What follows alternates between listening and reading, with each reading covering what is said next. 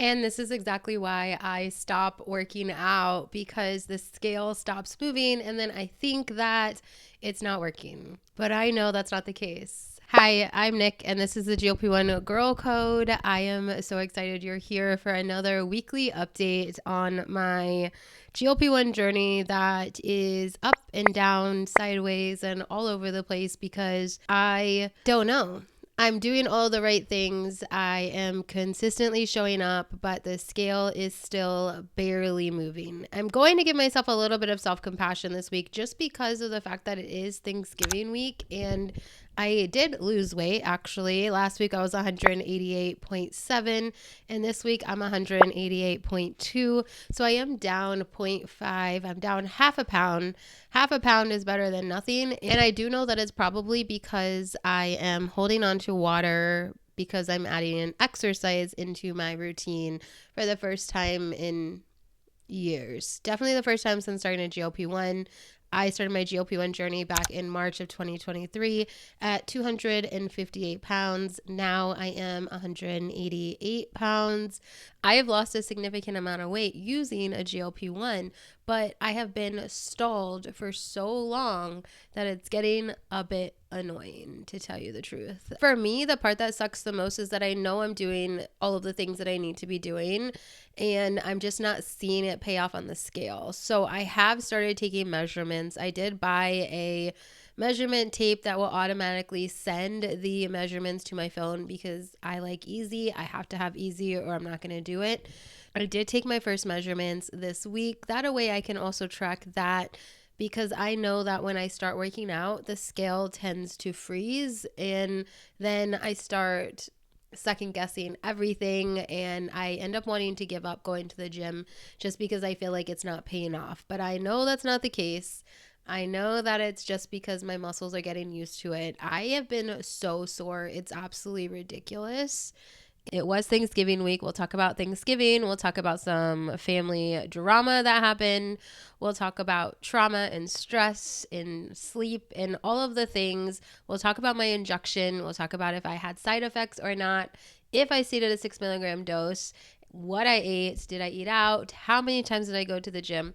There is a lot to catch you up on. So let's start at the beginning of the week. I did take a 6 milligram dose again. I did not dose down.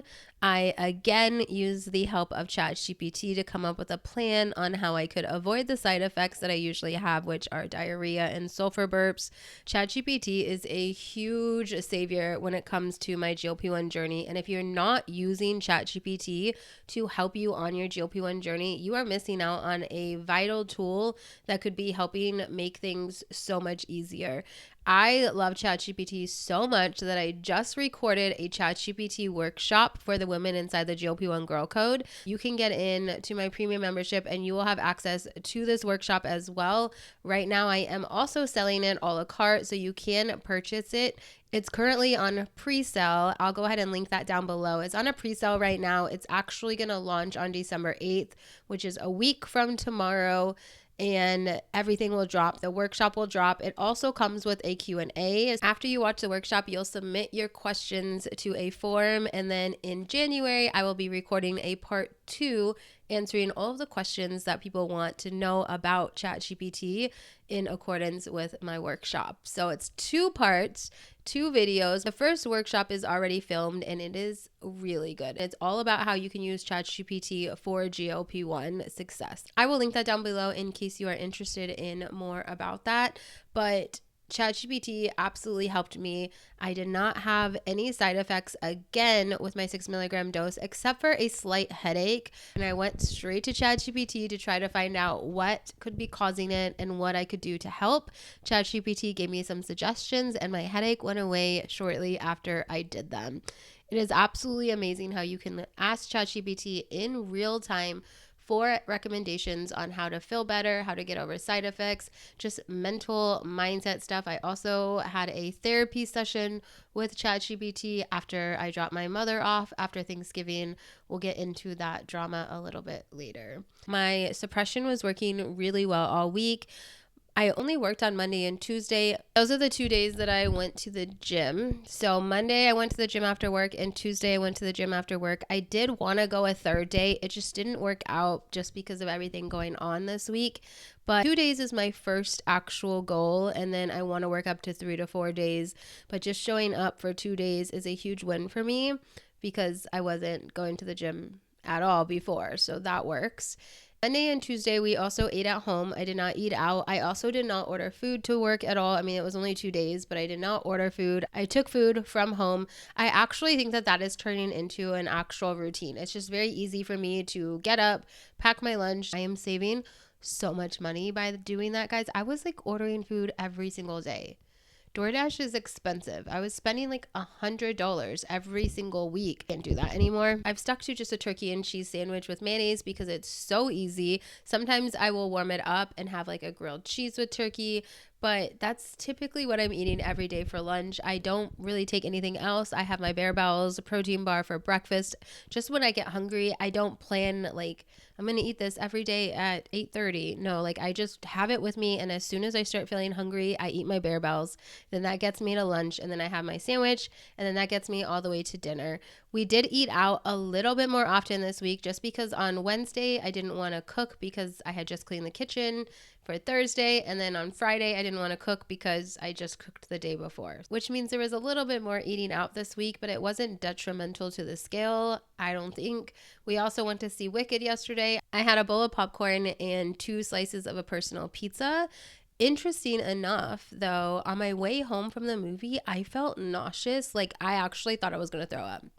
I was having a conversation with ChatGPT about why I was feeling nauseous and how I could help the situation. And by the time I got home, I felt a lot better. But this was a first for me. I don't typically get nauseous on GLP-1.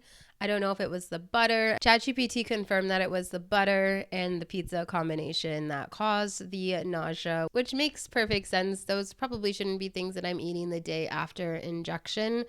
And I kind of did that to myself, but luckily it went away pretty quickly. And then I had like the tiniest dinner. I had a bowl of mashed potatoes and some bread. That was it for dinner. And I felt good. I wasn't hungry at all, so I just kind of ate something that wasn't going to make me more nauseous or wasn't going to bring the nausea back.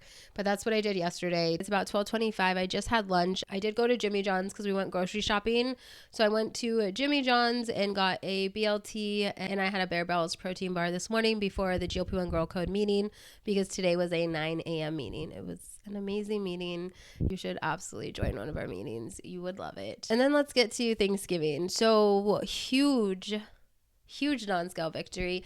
I have hosted Thanksgiving pretty much every single year since my 9-year-old was born. So for the last 9 years, I have hosted Thanksgiving. There's been a couple years where my mother-in-law hosted it or my sister-in-law handled it. But for the most part, I have cooked Thanksgiving dinner. And I remember always just not hating it. Like I love cooking it. You guys know I don't like to cook, period. But for Thanksgiving, for some reason, I just like feeling like I'm doing something, I'm accomplishing something, I'm cooking a whole meal for all these people, and like hosting it is a lot of fun, but it's also exhausting. My back would always hurt. I would have to sit down. I was so tired, and so it would be miserable like during it, and then afterwards I would feel good about it, and then the kitchen wouldn't get cleaned for like day. Like it would take me an entire week just to get the kitchen cleaned after Thanksgiving dinner. This Thanksgiving, I was on my feet from 9 a.m. until 1 p.m. That's when we eat. I got the turkey ready, the ham ready. I peeled all the potatoes. I cut all the potatoes. I usually have someone else cutting the potatoes, and I didn't. I just did everything. I cooked everything. I was on my feet pretty much that entire time, mashing the potatoes, like all of the things. And I had no problem. I did not have to sit down. I did not have to take a break. I was able to get it all done. And in between, while I was cooking, I was also cleaning the dishes that I was using, putting some of them in the dishwasher, some of them not in the dishwasher, some of them washing. And then after dinner, I cleaned up all of the plates, put some in the dishwasher, washed other things. But I got the kitchen completely cleaned before like 4 p.m. that day. It was absolutely insane just to feel good about that. Meanwhile, my mom did come over for Thanksgiving. I know I haven't talked a lot about my trauma with my mom, but she pretty much ruined our Thanksgiving. And my stress levels really, really went up. And I think the only reason why I don't really talk about this on this channel, because this channel is all about GLP-1 and my weight loss journey. And I definitely think that stress plays a huge role in our weight loss journeys. And I just know, like, I know that her just being at my house, my cortisone is going to shoot up. And then Thanksgiving, she decided that she wanted to argue with me multiple times. There's a lot of things that we are just never going to agree on. She thinks that I had the most amazing childhood and that she was the best parent in the entire world. And that's just not how I see it. That's not how I see my childhood. My childhood was very traumatic. It was a lot. It was bad. My childhood was not good. And it's like she just wants to pretend like none of that happened. And then when I bring it up, she'll admit that it happened, but then she'll come up with all these excuses on why it happened and how it happened. And she becomes the victim. And like it was bad. Like it was so bad. She was either drunk or she was on drugs my entire childhood. It got so bad that in high school I decided to live with my grandparents, and I wanted to be with my mom so bad, so I would go back and I would try to live with her, and then it would get so bad that I'd have to go back to my grandparents. And it's like she just can't even fathom that she did anything wrong. There's a reason for everything that she did, so therefore it's excusable in her eyes. She did nothing wrong. She takes no ownership. She just makes excuses after excuses after excuses. And then I tell her that even though that all happened, I want to move forward and I want to move on, but I ultimately can't forget that happened. And so then we'll be like, okay, like we'll get to a good spot. And then literally the first thing, so I drove to pick her up because she doesn't drive. The first thing that she said the second she got in my car was, a nice daughter would have come inside. And I was like, a nice daughter just drove 45 minutes to pick you up. But that's like, those are the kind of comments that she makes. And then she just doesn't even, I don't even know if she notices that she says things like that, but she's just not nice. Ultimately, she is not nice at all. She is so mean, and everything out of her mouth is a backhanded comment, and it's just so bad. It's so bad. I put a lot of distance between us during the year just for my mental well-being and to protect my kids from that as well. But she also is completely by herself. So if I did not go pick her up on Thanksgiving, she would have been at home all day, all alone. And I just don't feel right doing that. So I went and picked her up, and then she ruined our Thanksgiving by yelling at me and fighting with me because I don't even know why. Because the day wasn't all about her. Because she didn't get all the attention. So she decided that she wanted to ruin Thanksgiving for us. And this was on Thursday, which means that my weight could be, like, that could be playing a role in my body acting the way it's acting. Like maybe that's the nausea and the confusion and maybe my cortisone levels are up. There's so many things that could be causing that I'm just gonna say this was a good week. I had an amazing week except for one day that was completely ruined, and it just kind of sucks. It's a lot. And I'm sharing this because I do know that a lot of you also deal with things like this. I did share in Instagram in my stories, like as it was happening, what was going on, and the responses and the DMs made me feel so much better. Not because other people deal with the same thing, like that sucks. I hate that, but because other people were like, I just didn't feel alone. And I hate saying that because I want to be alone. I don't want other people to be dealing with shit like that. But like, it was nice to just hear from the community. And I think my story helped others and their story helped me. And we were just able to just kind of be miserable together. And sometimes that's okay. And that's why I share on social media, because everything is easier when you don't have to do it alone. everything. Okay. I think that's my week. I know. It was a pretty interesting week. It was a good week, and then it was a crappy week, and then it was a good week, and I am extremely excited about this week. I do plan on going to the gym Monday, Wednesday, and either Thursday or Friday. I haven't decided which one yet, but I do plan on going 3 days this week. Hopefully at least 2 days, 100% sure, but trying for that third day this week would be my goal. I'm also planning on only eating out one time this week. I already have my food written down on my fridge so that way I know what we're having for dinner every single night. And for lunches, I'm going to go ahead and take a turkey and cheese sandwich and have that every single day. I might have something else another day, but it will be from home. I'm not going to order food to school. That is out of the question unless some sort of emergency happens, but hopefully that does not happen. And I have no intention of speaking or seeing my mother this week. So hopefully the stress levels will go down and the scale will follow suit. Hopefully. All right. This is your friendly reminder to get inside the GLP1 Girl Code, where we do all of this together. I have 3 levels of community. You can join the standard tier, which is going to get you into the community. You have access to the threads. You can leave questions, comments, respond, all of the community aspects. Then the premium version is the version that gets all of my workshops, including the ChatGPT workshop that's releasing next week.